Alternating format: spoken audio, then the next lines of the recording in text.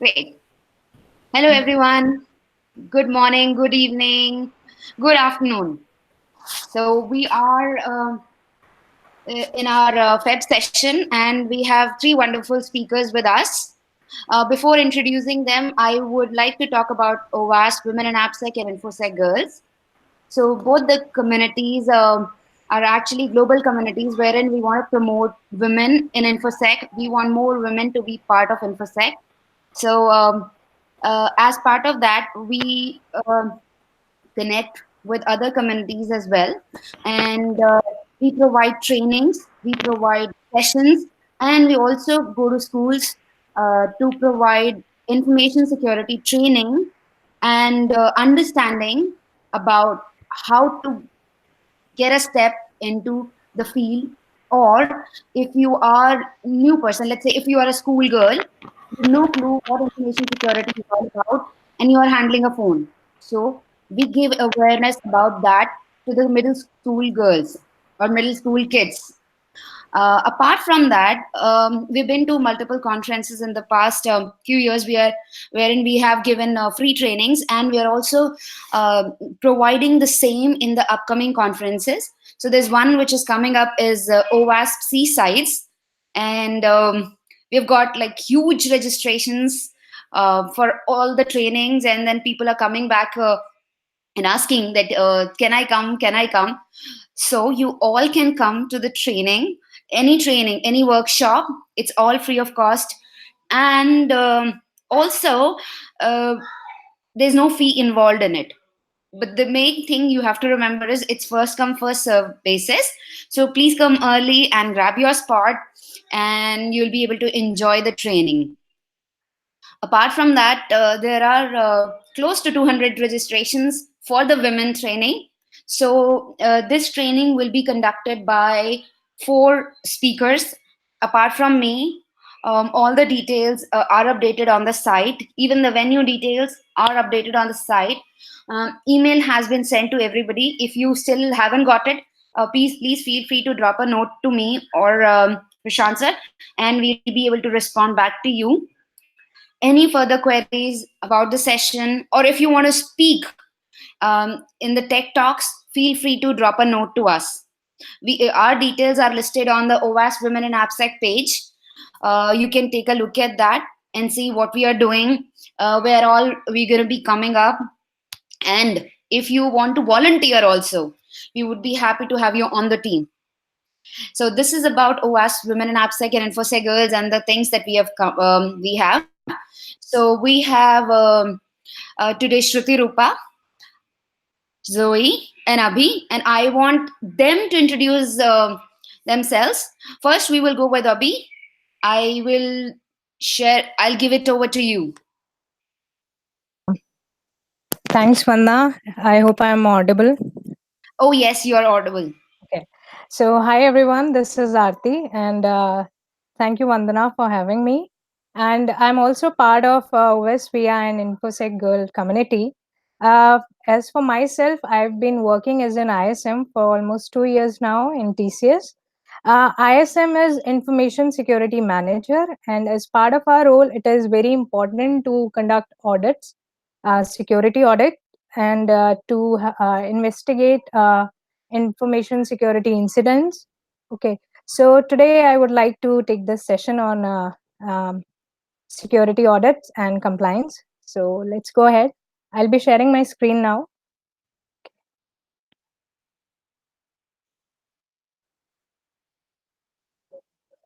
So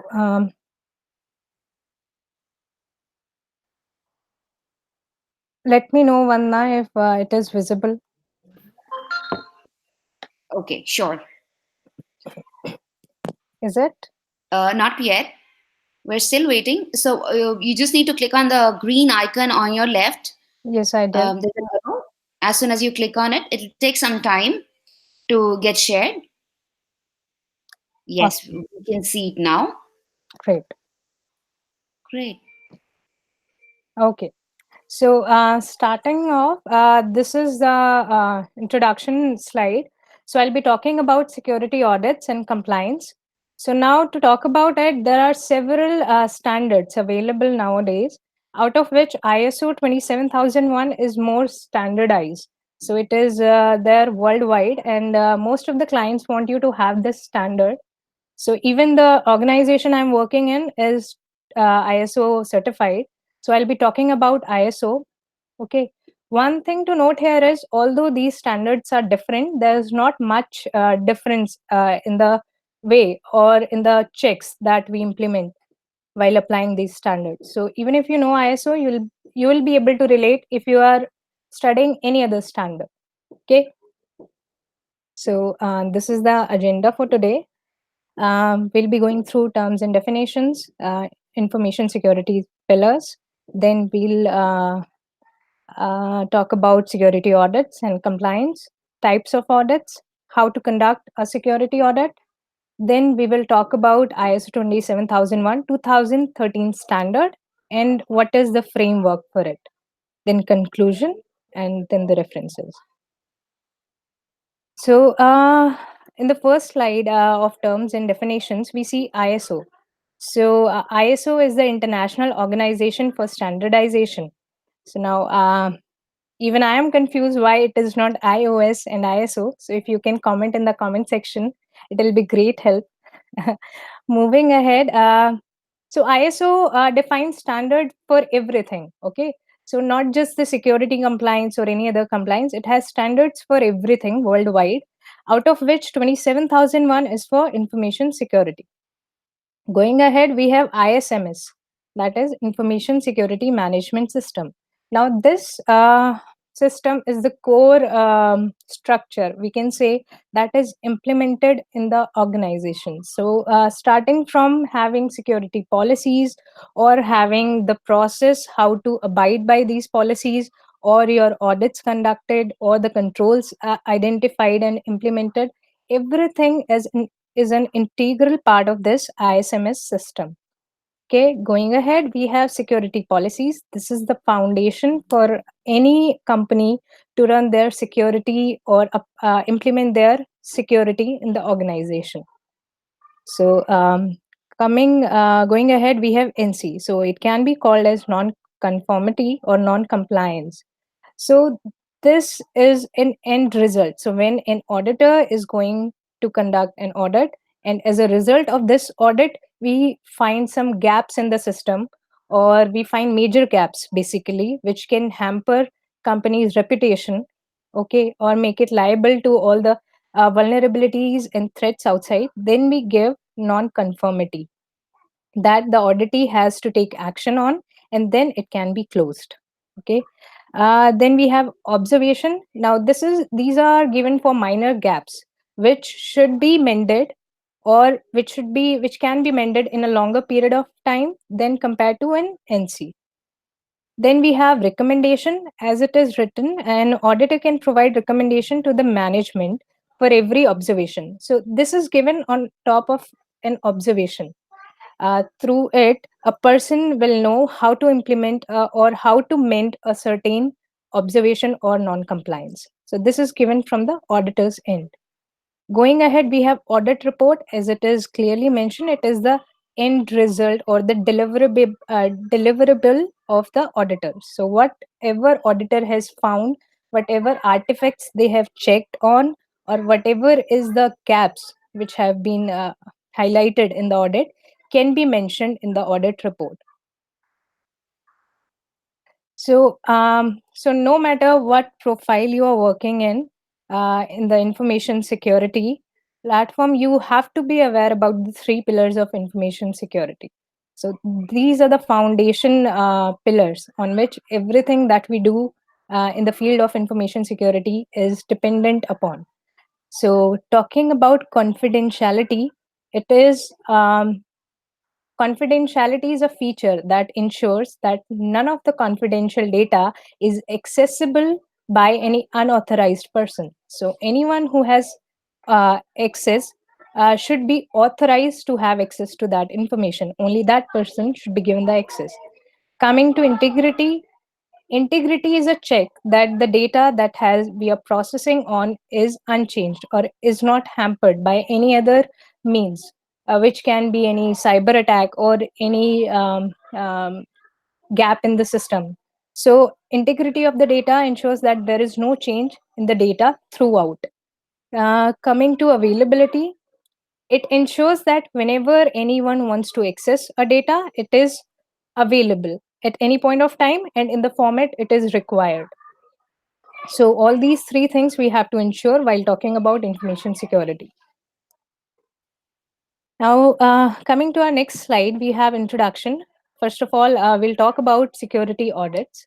So it is clearly mentioned here, an information security audit occurs when the security auditor conducts an organizational review to ensure that the correct and most up-to-date processes and infrastructure are being applied. So in simple terms, anytime an auditor wants to conduct an audit, it is planned beforehand, and the auditee is informed about the audit date, and the audit is conducted to ensure that anything or everything that is happening in that project or the organization is in line with the processes and the security standards.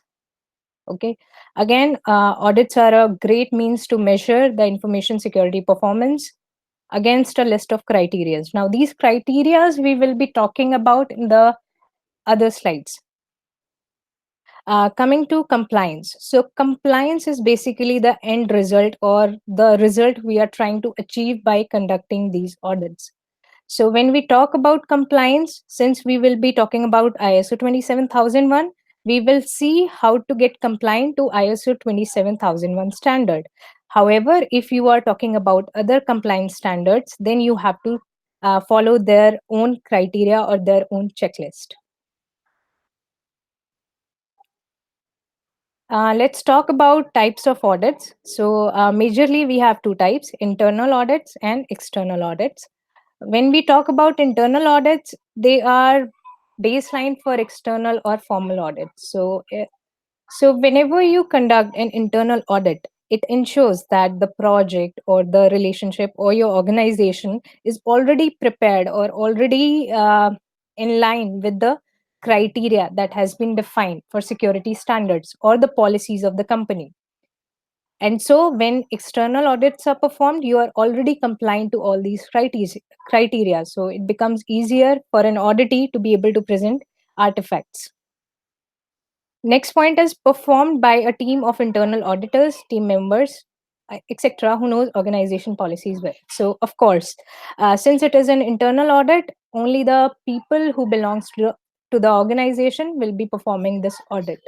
However, it is a good practice, and we have the people who already know the policies, so they carry out the audit in a very smooth way. However, there is a chance of biasness while performing the audit because you are already performing the audit for a known entity.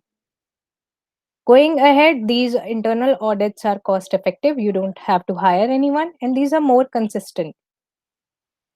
Then these can be conducted more frequently. Of course, since you have internal auditors, you can have an audit quarterly also, or even monthly if required, half yearly on the basis of the need. Um, then we have these internal audits cause less disruption to the workflow of employees. So again, since it is an internal audit, everything is well planned. You can manage with the team. You can interact more often. It doesn't hamper the work of other employees working in that project. Okay. However, when an external audit is performed, a team of external audits visit your company or organization, and when this happens there's a lot of fuzz and you have to be prepared already, and many times it can hamper the workflow of the employees. So let's talk about external audits. So definitely it is performed by seasoned professionals of an external auditor firm. You have to hire. There are many auditor firms, to name a few, like KPMG, PwC, etc.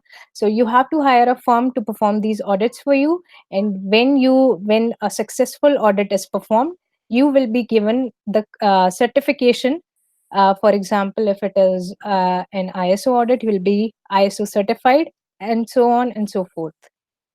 Then these external audits hold incredible value for the organization. Of course, since you get certified, it You can show to the client that you are already certified to a certain standard, helps you get the business, and definitely shows the class of the organization. Then these are more expensive, of course.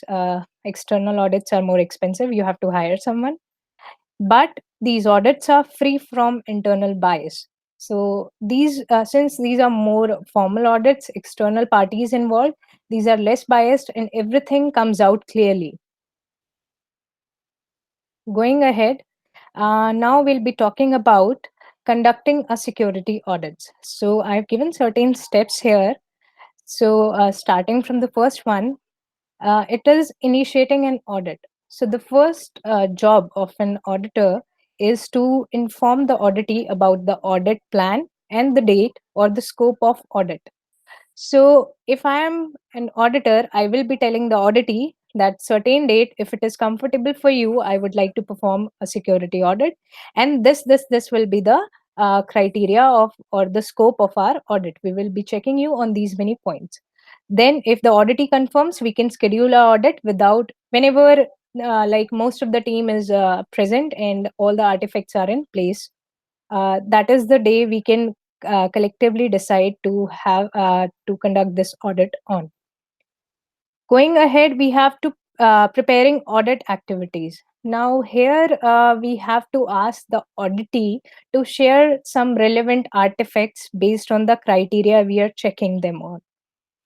So these are the activities you perform before conducting the actual audit. So you can ask the auditee to share some artifacts. This can be related to access reconciliation or the logs of certain kind or their network architecture or how they are performing. So these details you can ask beforehand from the auditee, and you can examine these details, these artifacts, correlate them, so that on the date of the audit you can actually go ahead and check these in person.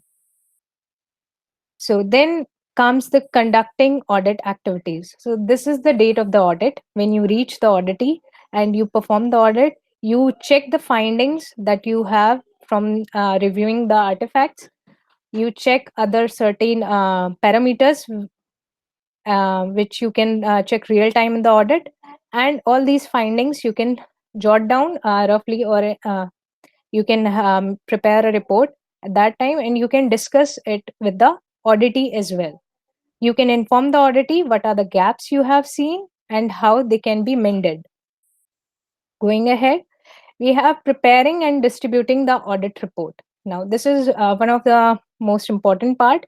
Once you have discussed with the auditee and whatever auditee has provided you as the feedback, you can put it in your report. If there are any findings, you can highlight these.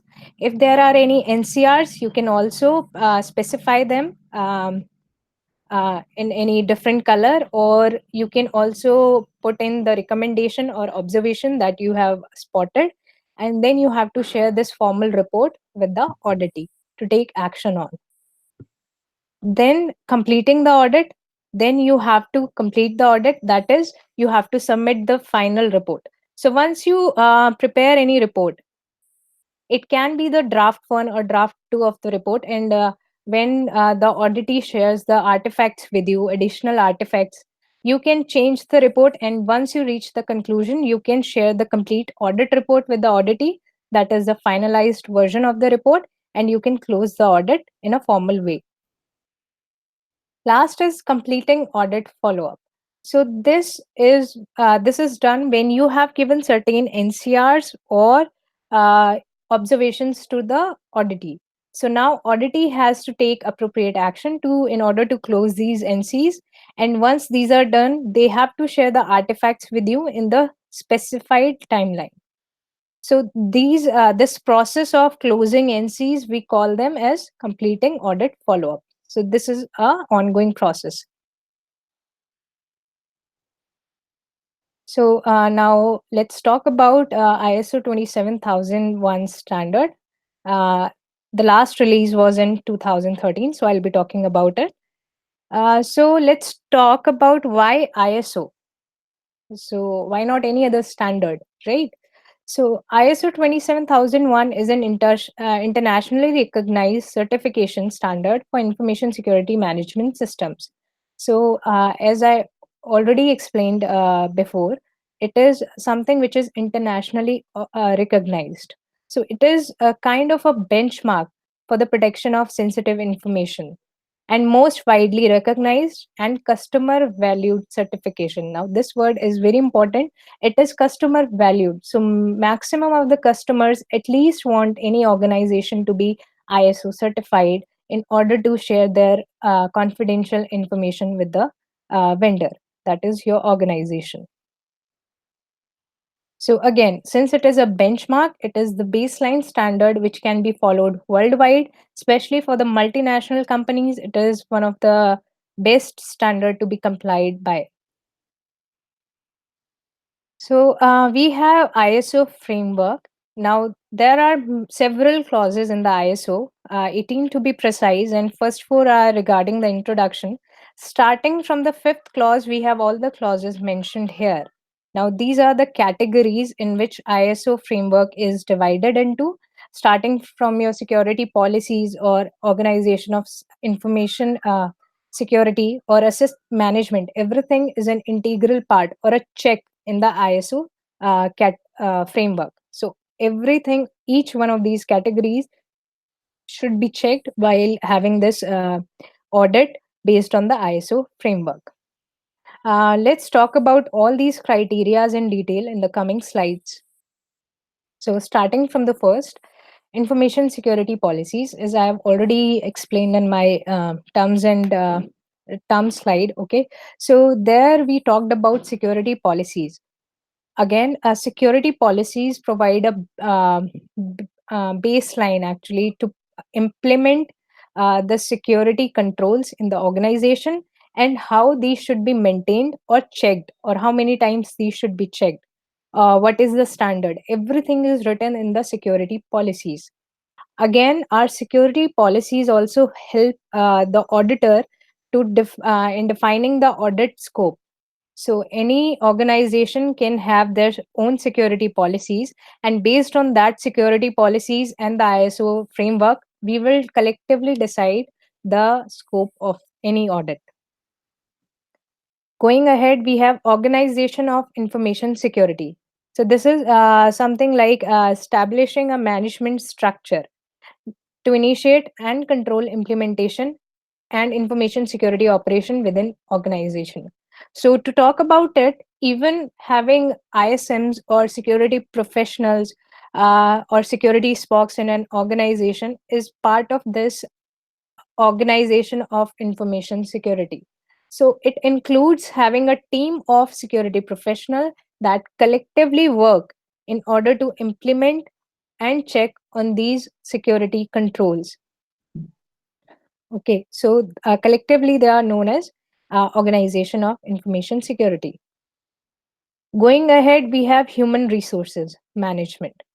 So this has a lot to do with the associates who are getting onboarded in any of the organizations, or who are being deployed to any projects, or who are given, or who are even leaving the organization. So whenever anybody is joining the organization, it is important to check their background before giving them any further access to the confidential information. Or if it is a requirement by a client, for example, it can be a drug test or any other onboarding requirement, any mandatory training, then it all becomes a part of human resources. So that person, a new associate, should be compliant to all these different tests, should have taken different tests, or should be compliant to all these requirements before he or she is allocated to any project. Secondly, when the person is already working in any project, so at this point of time, there can be a requirement of um, frequent security trainings or security awareness sessions that should be given to the associate, or there can be certain information security related trainings or tests which a person should take more than once or after a certain interval of time. Then This all is included when the person is already allocated to that particular project. The third aspect of human resource management is when the person is leaving the project or leaving the organization. So, whenever that person is leaving the organization, all their accesses should be revoked. For example, they can have access to any restricted area or any system for that matter. Their ID was created or their credentials were generated to access client environment. All these should be revoked once the person is leaving the project or the organization. They should not be able to access confidential information anymore. Then we have asset management. Another important aspect in this one, we check that whatever assets are being deployed or present in any project or in the organization should have a different asset ID, and all these IDs should be traced or should be electronically traced whenever these are moved. For example, in case of laptops, or if we talk about desktops, these should be allocated to a designated person, and that user should be responsible for this for securing that particular asset. So all these things come into asset management. They should be maintaining an asset uh, registry. All the asset information should be mentioned there, uh, the unique ID of the asset and to whom it is tagged, and the person who is operating on it should be there or should be able to explain how, or should be responsible for that particular asset, and it should have one to one mapping. So any one person should be responsible for one asset that is allocated to them. Going ahead, we have access control. So access control is important because it limits the access to information or information processing locations, or and it ensures there's no manipulation wherever the information processing is taking place. So in layman terms, whenever I am working in a project, I should be given access to any information on need basis, and there should be a process for granting this access. So in many of the organization, it is known as change request. So whenever someone wants access to another level or restricted information, they should raise a change request, and that should be approved on different levels, and then only the person should be provided access to that kind of information. Now this is a logical way of implementing access control. We do have physical access control as well, so we will talk about it in the later in the third point, that is physical and environmental security. Going ahead, we have cryptography. Now, to protect the confidentiality, authenticity, and integrity of the information by cryptographic means. Now, this particular point includes having encryption implemented while on your mail servers when you are sending emails. There should be these should be encrypted when you are sending them, or you can say it can be implemented by providing by connecting to a different site with the use of VPN.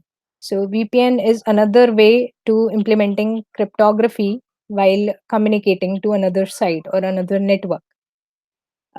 So going ahead, we have physical and environmental security. Now, the objective of this point is it prevents unauthorized physical access, damage, and interference in the organization information processing. So, this is a broad subject when it comes to physical and environmental security, starting from having access stores to having your baggage scanners, or having a person like a guard to check on each and everybody while they are coming and leaving the premises. Everything is a part of physical and environmental security, and these should be checked while conducting the audit, that everything is in place as required.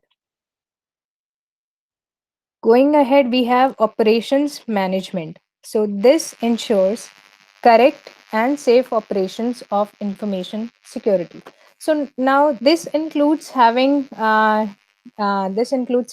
handling, backup, monitoring, and log retention. So all these things are to be checked under this criteria. We can Any organization, any IT organization should have one backup policy in place, and it should be able to have different for example, we have um, fire safes to store our media if there's any media device, or we should be able to monitor what is happening if there's any malicious data that is being transferred or that is coming. Then log retention. We should be able to keep logs for a longer period of time, because these can be used when you need them in case of a security breach, or when you need to investigate something. These logs come handy. These are kind of an artifact. So depending on the time, um, these should be saved and processed in that manner. Coming to communications management, now this ensures the protection of information in network and their information processing locations, maintaining the security of information transfer within an organization with any external entity.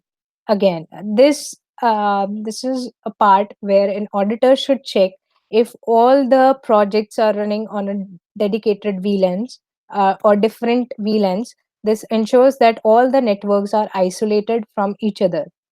Okay, or for example, having an MPLS link, then there should be an encrypted email channel whenever you are sending or receiving emails. These should be encrypted.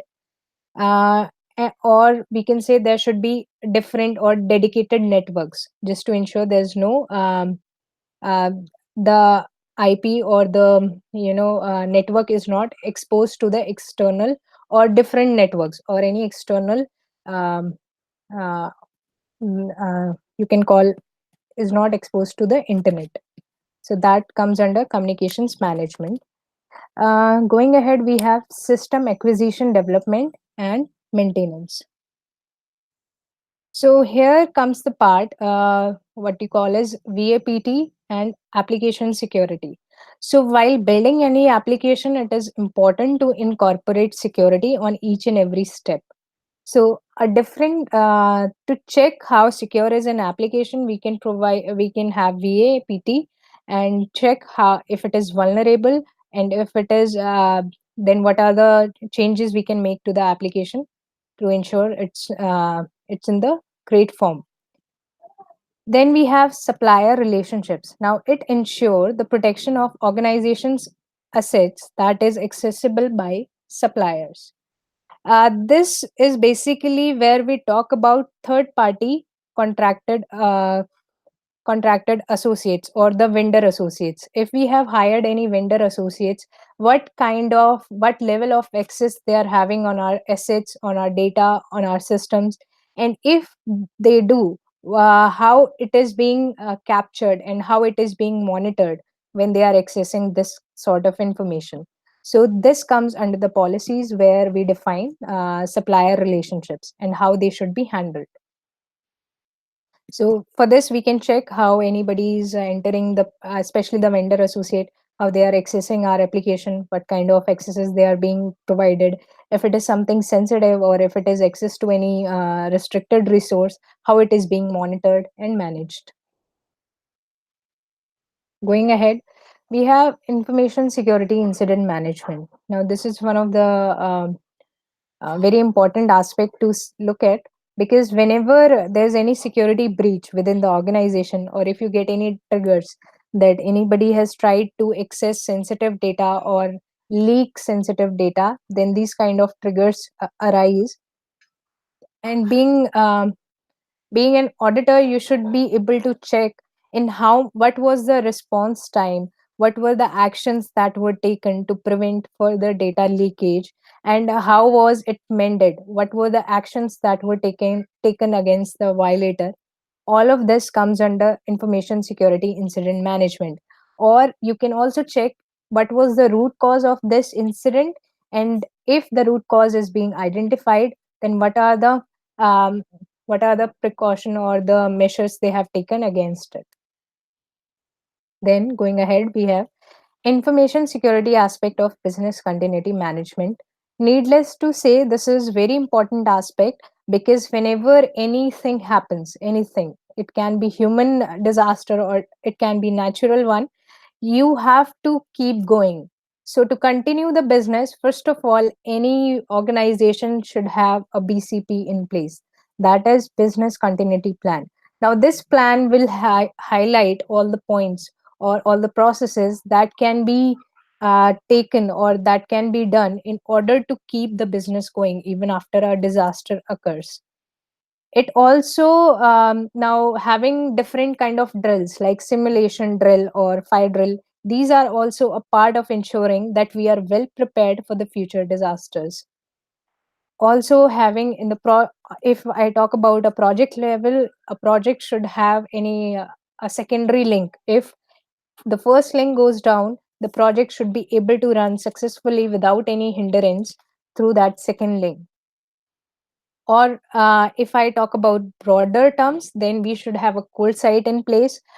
If that particular premise or the that site goes down, we already have another site in place to work on. Going ahead, compliance. I have already talked about compliance in my previous slides. Now, again, compliance is we have to ensure compliance to avoid breaches of any law, statutory, regulatory, or contractual obligations, and of any security requirements. Now, whenever we are talking about compliance, it's not just your organization's security policy, it's not just the ISO 27001 standard, it is also the regulatory or statutory and contractual requirement. Now, contract can come from the client you're working for. Regulatory are the laws of land, or statutory requirements are the laws of land where you are working. What is government allowing you? GDPR is one such example. Any project or any client that or any data for any EU professional or any person from that geography is being processed by us, then we have to abide to GDPR policy.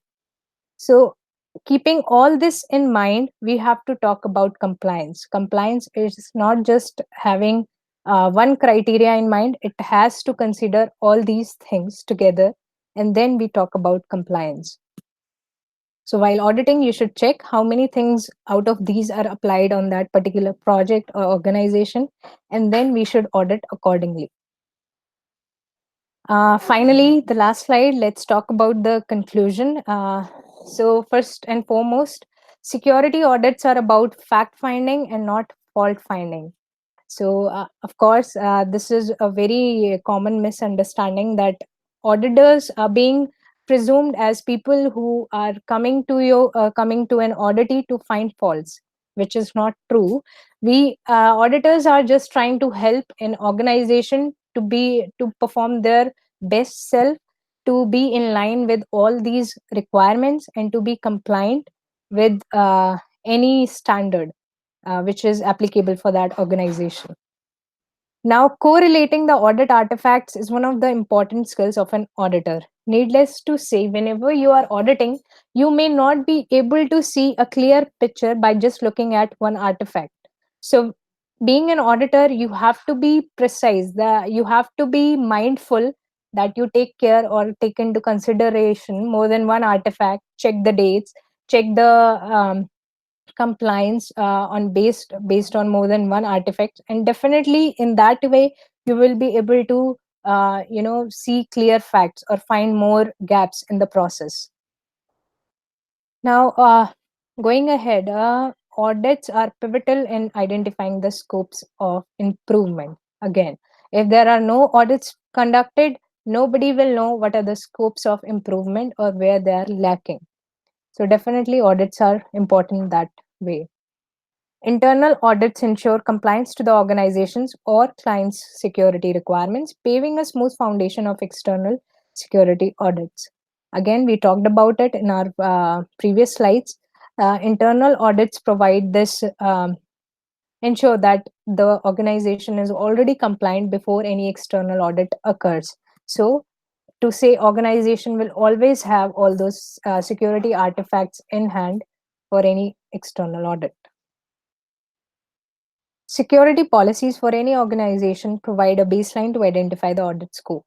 Of course, without security policies, it's no way possible to have any audit scope because there are so many standards available. You need to have a policy also in place to know what is to be done, how is to be done, and what measures should be taken if something goes wrong. So everything should be straightened in the policies for internal use. An auditor has to be unbiased while conducting an audit in order for the audit to be effective. Yes, if the auditor is biased and they are not finding faults or they are not highlighting the gaps, the audit will not be effective in any manner. You have to tell the auditee what are the scopes of improvement, and accordingly, you have to follow up with them to close all these gaps. That is how an audit should take place. Last but not the least, an auditor should take complete responsibility for the audit, that is from initiating the audit till the closure of non-conformities. So again, it is auditor's responsibility to take care of end-to-end um, audit process from initiating to conducting and providing the report or follow-ups for the non-conformities. So everything, unless you do end-to-end audit, it is not a complete audit. If you have open non-conformities, then the audit is not completed yet. So these are the references. If you want, it will be mentioned in my slide. Thank you, everyone. Thank you so much for joining me today. You can reach out to me on my email ID if you want to. It was a pleasure speaking for all of you. Thank you so much, Aarti. Thank you. Thank you, Vandana. I will stop sharing my screen. Sure. Just a second. Give me a moment. Sure.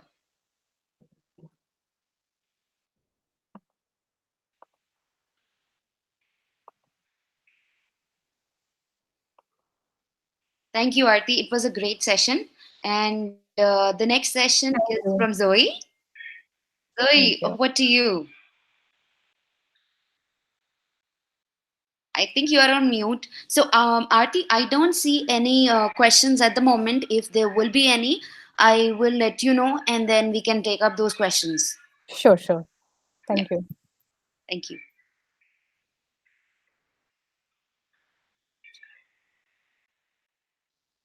Okay. Can you hear me now? Yes, we can hear you now. I'm gonna switch to. But it's very, the voice is very low. Okay.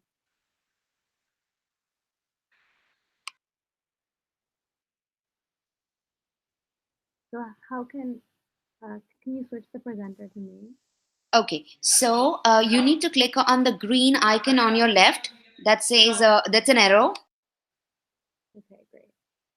Um,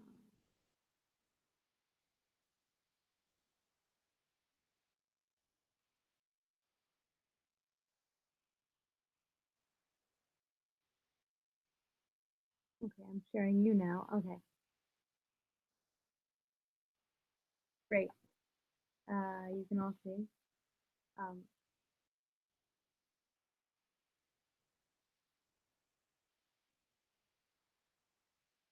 can everyone see okay? I can see myself, but Okay, yeah, I I'm would not sure say if you can. that we need to open the presentation deck. No, no, no. Okay, It's so actually shared just on the back. Ah, yeah, perfect. Now we for can now, okay. increase the size. Okay, There's a let me green find bar the on link. top. Yes. We can maximize. Yeah. Perfect. Yes,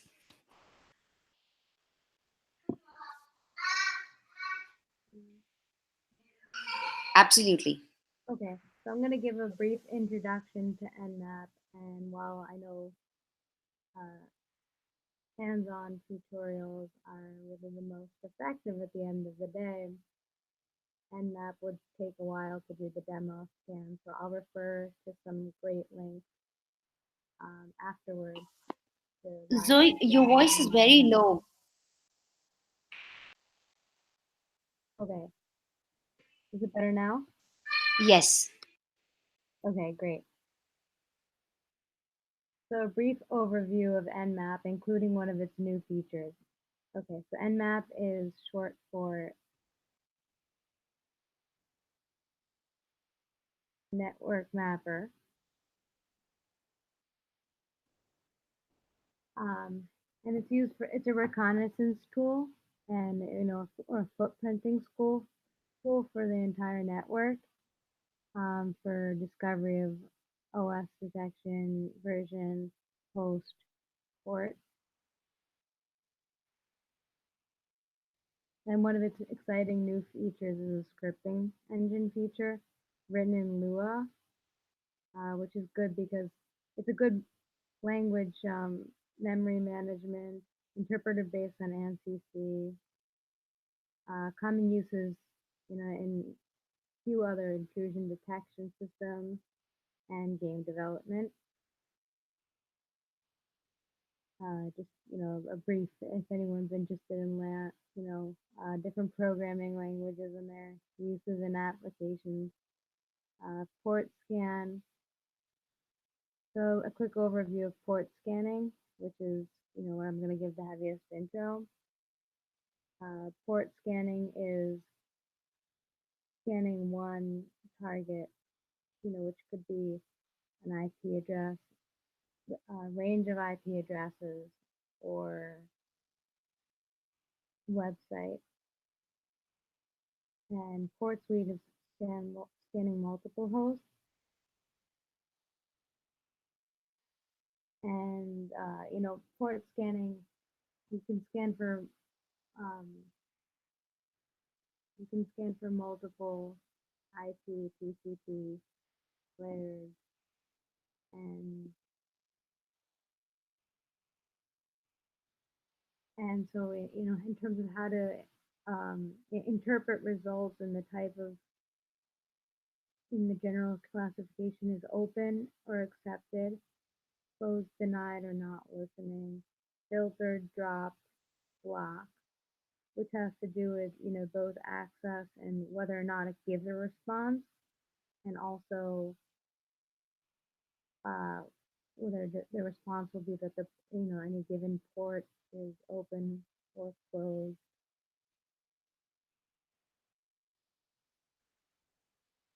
And and for security, obviously there's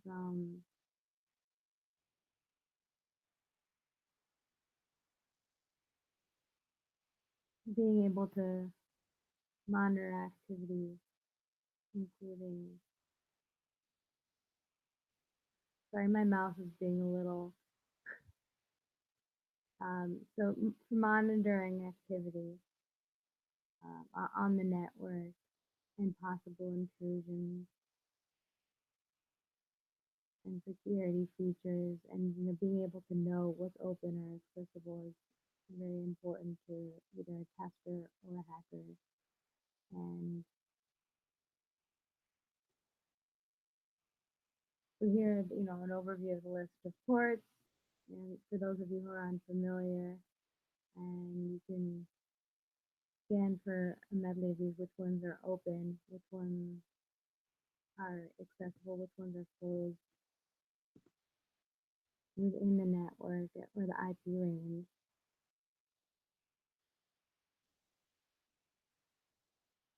And again, there's also, in addition to open, closed, filtered, or unfiltered, open is access, accessible, and also the port it turns out that the port is open.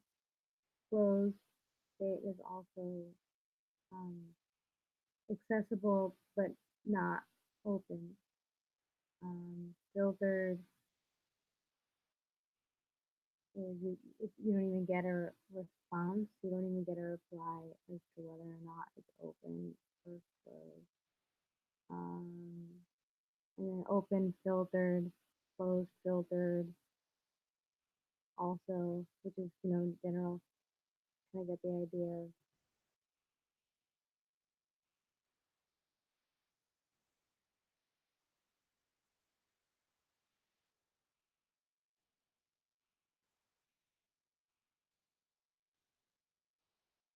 yeah, okay, so I give another overview here, and my mouse decides to behave. Okay,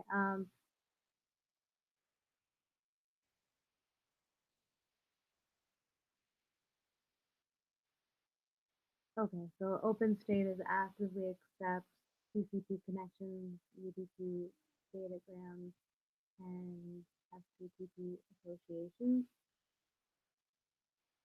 Closed port states is access and no application listening. Filtered port states you can't tell whether it's open or closed. And packet filtering prevents because the probes to the ports are prevented by packet filtering.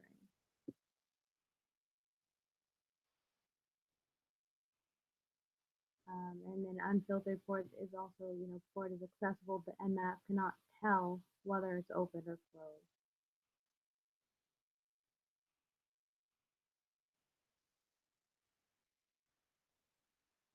And open filtered is cannot determine open or filtered again.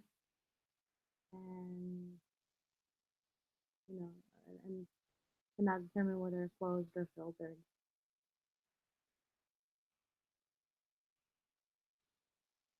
And here are just the general overview of the types of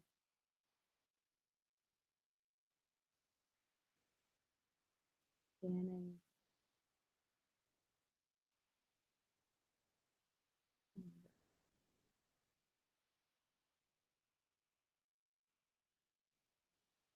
The mouse is going a little all over the place.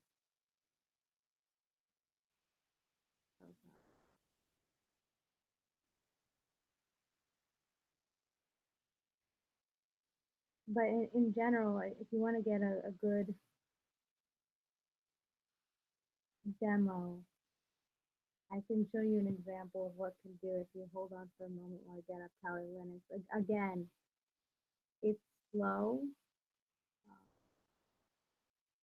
a little bit slow for a tutorial, but I think it's worth one simple.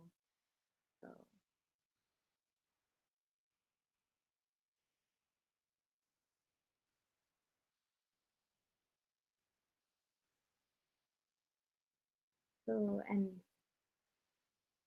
there are GUI interfaces for both Mac and Windows.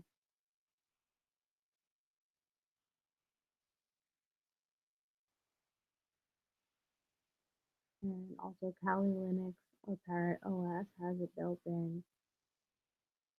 And I'm opening on Kali right now as we speak. Just to give a basic overview of how it works. So there's only so much you can, explain without doing.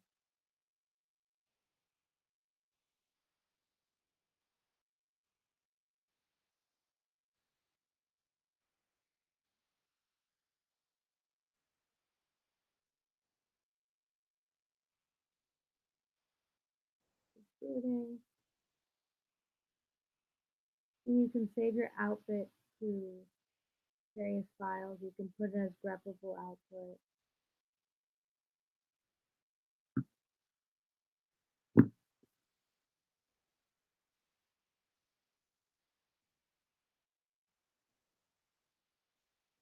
And I'm going to show you on what Nmap gives you.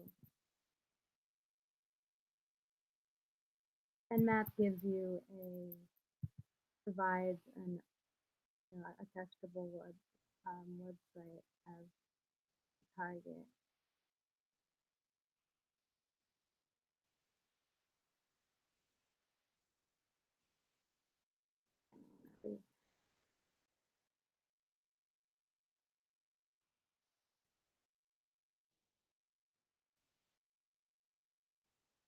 And Nmap can be quite noisy. So for testing sake, even the demo website is pretty slow.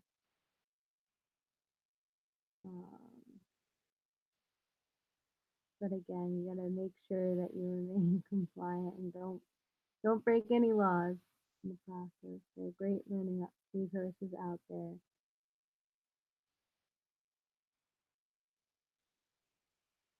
Okay, so yeah, as I said, scanmeatandmap.org.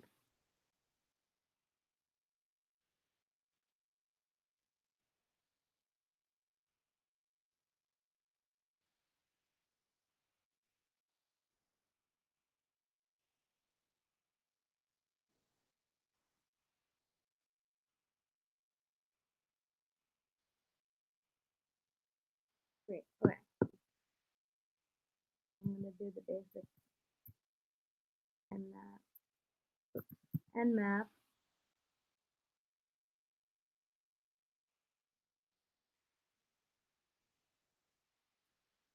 I'm gonna do those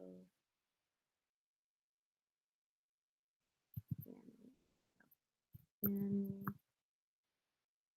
map. Zoe? Yeah. Uh, Can I you see my screen? yeah, we can't see your screen. Oh, you can't.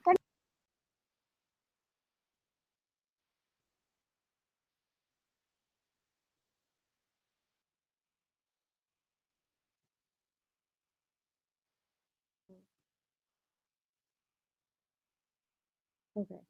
How about now? Yes, we can see your screen now. Right. Oh no. You might need to zoom a little bit. Okay.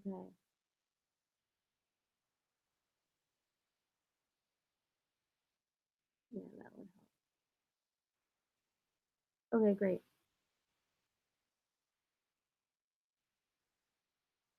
So then here, if you look at the results, it gives the port, the state, and the service for the port.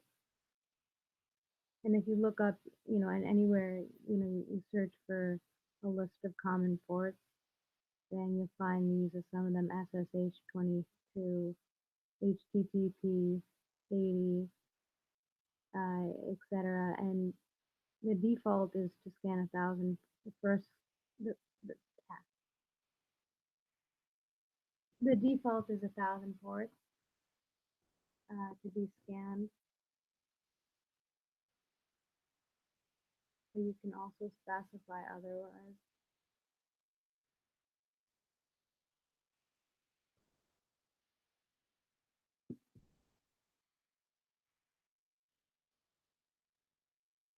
And then I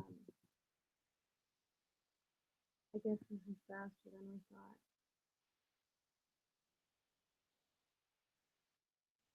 So I could do one more example, in terms of how you can output it to a text file, for example.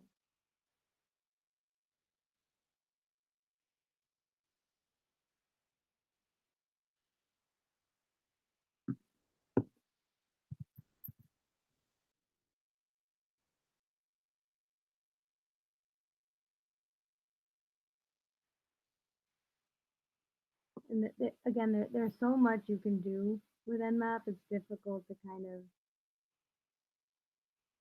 explore, exactly what. And if you really, and especially since the font's so small, I think the real takeaway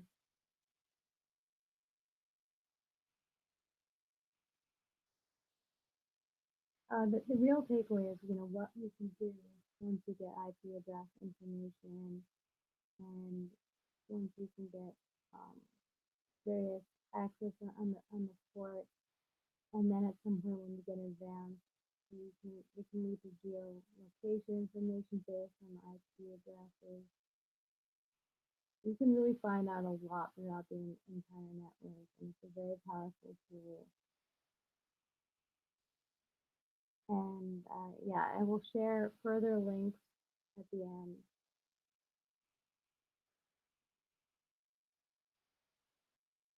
because there's just so much you can do in that, and maybe in the future we can discuss more of specific areas that of interest.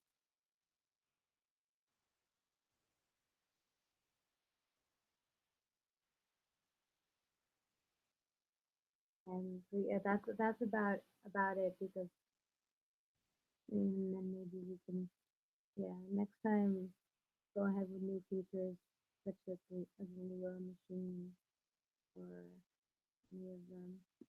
And so I'll hand out to the next speaker at this point.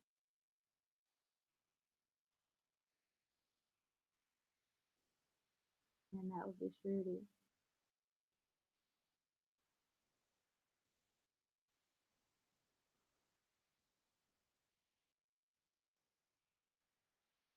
So I guess Shruti, you can share your screen.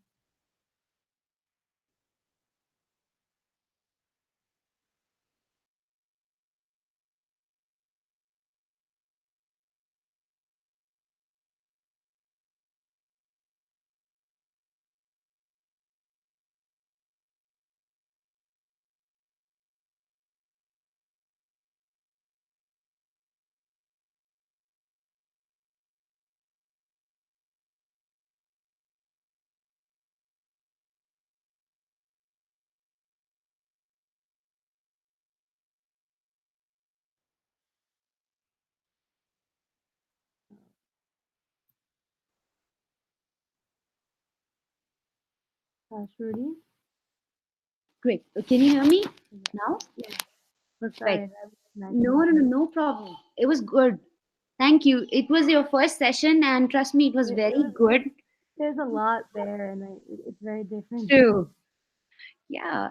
When you talk about Nmap, specific topics at some point could be interesting. Again, the new scripting engine, in just generally, any of you interested, you can reach out and we can, explore that, one of the new features specifically together. Because there's so much there, it's really not doing it justice to overexplore one area. thank you, Zoe. Over to you, Shruti. Hello everyone.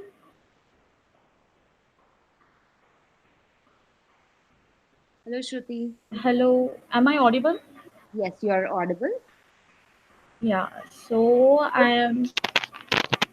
Yes. So can I start? Yeah, absolutely. You can share your screen by clicking on the left, the green icon on your left. You can click on that. Okay.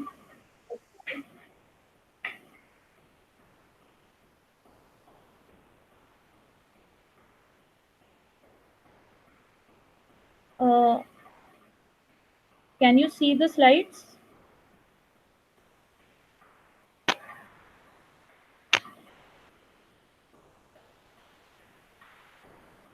Can you see the slides?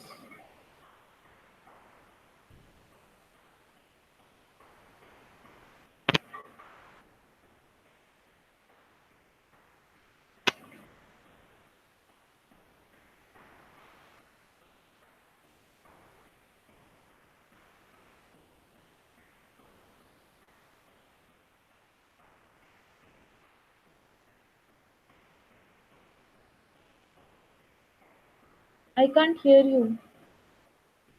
Oh, I'm sorry. I said go back to your presentation. Yeah, is it visible? Yeah, that's visible.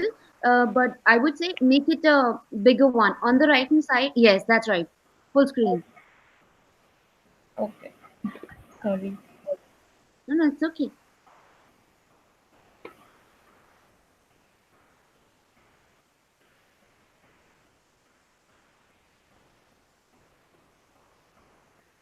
Yeah, is it visible? Yes, it's visible. Okay. So I'm starting then. Mm-hmm. Go ahead. Yeah. So, hi everyone. I'm Shruti Rupa Banerjee.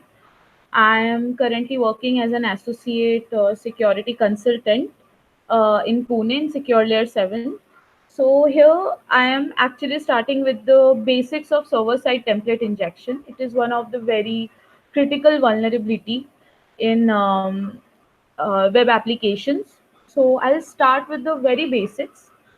So uh, the first here goes with what are template engines. Since we are talking about server-side template injection, so we need to know what are templates.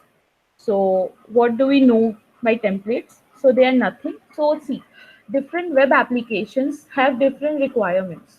So for different requirements, some of the requirements include like you need to generate data dynamically through web pages or emails. There can be different requirements of the client.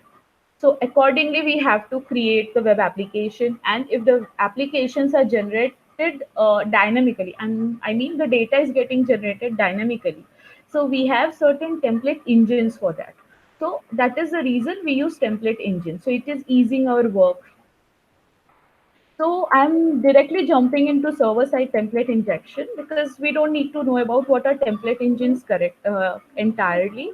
But while understanding the exploits and the vulnerability, will come to know more about it, because that is how I actually came to learn.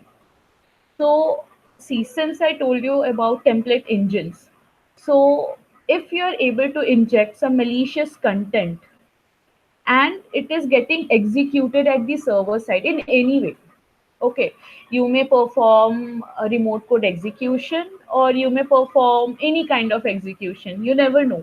Just the main thing is that it is getting executed at the server side because of the template engines being used over there.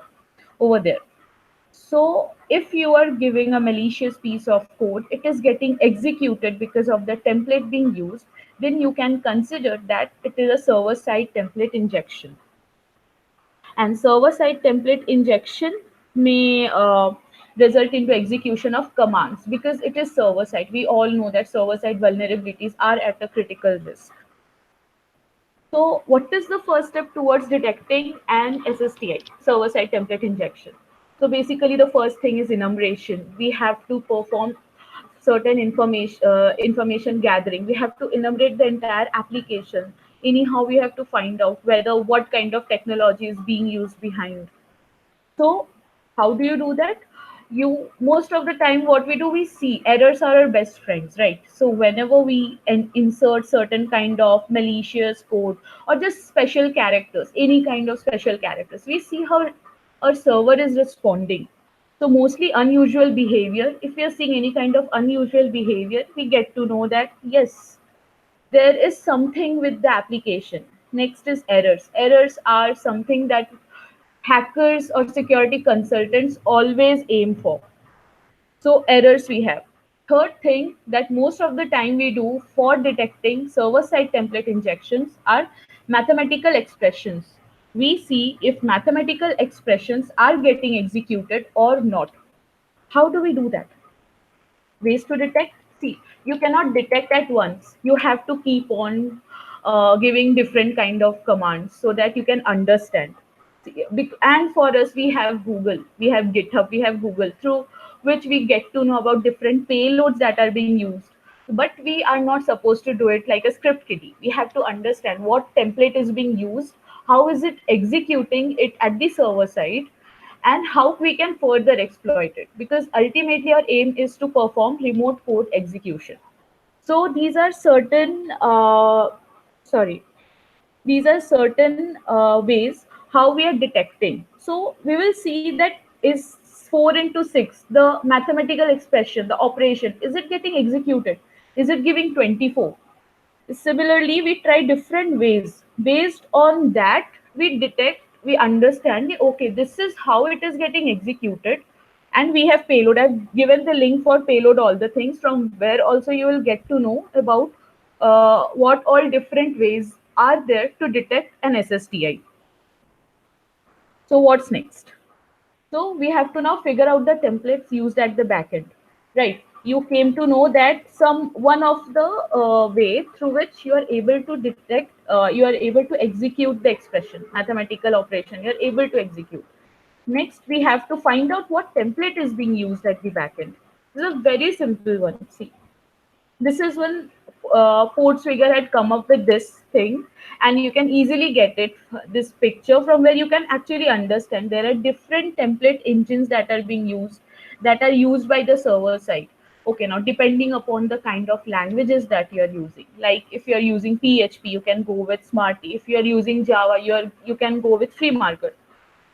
If you're using Python, you can go with Twig, I guess. I'm not sure though. So see, you first of all, you try if the first thing like $7 into 7 within the curly braces, is it getting executed?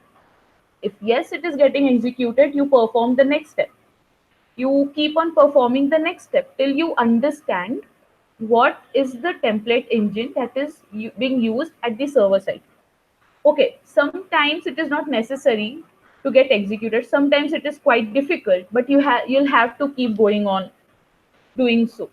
Again, another thing, these are not the only template engines that are there. There are other template engines also. This is just a way how you have to detect.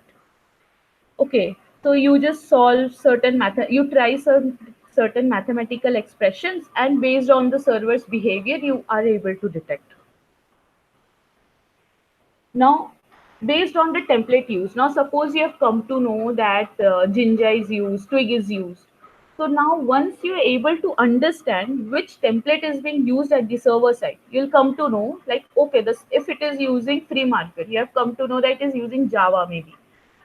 So you will start executed such kind of payloads over there. You'll start executing certain commands, because ultimately our aim is to perform remote code execution. You'll start looking into it. You'll start giving certain commands based on the template engine that is being used. You'll see how it is behaving. You'll see. I'll show you one example. Because of poor network connectivity, I wished I could show you the demo, but I'll show you all the screenshots that I've performed. So we have rootme.org, where we have different kinds of challenges. One of them is server-side template injection. So we go to server-side template injection. So basically, what I did when I went to that site, I used the curl command in my terminal. So here, through curl command, when I was doing curl -v is for verbose, I came to know that it is using FreeMarker. See, sometimes you get to know through server side responses, sometimes you get to know through error, sometimes you get to know through the behavior. Anyways, these are all the behaviors only how server is showing because of the request, because of the kind of request that we are sending, right? So here we came to know that this FreeMarker that is being used at the server side. So next, what will be our step? We have to see if any of our code is getting executed, mathematical operation. Is it getting executed? We have to see that. So in the ROOTME, this is the main website where you will get to know. It seems that it is executing. When I'm putting 4 into 3, I'm seeing that it is executing it. And through the server's response, I came to know that FreeMarker is being used. So we have Google. We know which template engine is being used. We are seeing that it is getting executed. We need to see what all payloads are used. Apart from that, if you know Java, if you can understand how is it executed, if you're very good with FreeMarker, you can do it yourself also. So I simply perform the curl command where I have given all the headers, including including the code that should be executed. Like here you can see cat secret underscore flag.txt. This is in the fourth line. If you cannot see, I have executed the command freemarker.template.utility.execute. So it is executing because ultimately in that CTF we are supposed to find flags. We have to submit certain flags, right? So I was supposed to submit the flag. I executed this, and it got executed over there. So we started with the first step of understanding, enumerating what template engine is being used. If we are understanding there is a use of template engine, we are trying to execute mathematical operation. This is the first step. If something is getting executed at the server side, it means something is wrong. So I directly executed the command of the template engine that is being used at the server side. and it got executed and I got the flag. This is one very simple way, very basic way. You can perform such basic levels of server-side template injections in XVWA as well. They are using some PHP based template injection, I guess. Sorry, template engine, I guess. I'm not sure though. These are very nice for understanding like how server side you'll get to know, because see, I never knew about template engines before coming getting to know about the server side template injection. First time when I heard about the vulnerability, I came to know about something is there known as template engines, so I started doing research. So based on that I got interested into this topic. So as a result, there are certain CTFs also that you can solve for understanding, and as a result, you can perform some advanced level server side also injection also. So there are certain mitigations, like first of all, since you are injecting certain code, see, first of all, we try to find out if there is an input field. If you are able to inject certain malicious code in the input field and it is getting executed at the server side, the first step towards mitigation is you have to validate the input field. Anyhow, you will have to make sure that the user does not enter any kind of malicious script, any kind of special characters over there. Second thing, you can execute the user's code in a sandbox environment. You can just lower the risk, because sometimes, according to certain business requirements, you will have to let certain template engines be used in such a way. So, to lower the risk, you have to use a sandbox environment. So, you have sandboxing inside a lockdown Docker container also. You can do that. Any questions? My slides was my presentation is quite small. So if anybody has any question, you can ask me according to that. Apart from that, there are certain references that you can follow that I have followed basically for server-side template injections. And this is how you can contact me. Like this is my Twitter handle, freak_trip, and you can email me directly in case of any kind of questions.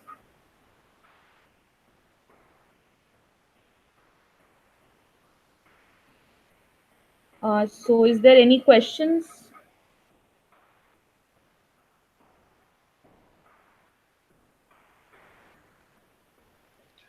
Hi, Shruti. Hi. No, I don't see anything in the chat window. They have said that it was very well explained. Thank you. It was kind of small for me, the presentation.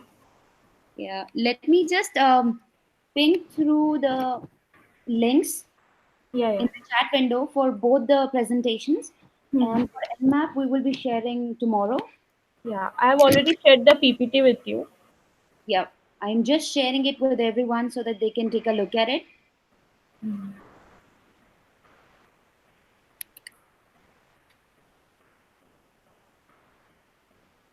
Okay, this is the security compliance one, and then the other one is SSTI.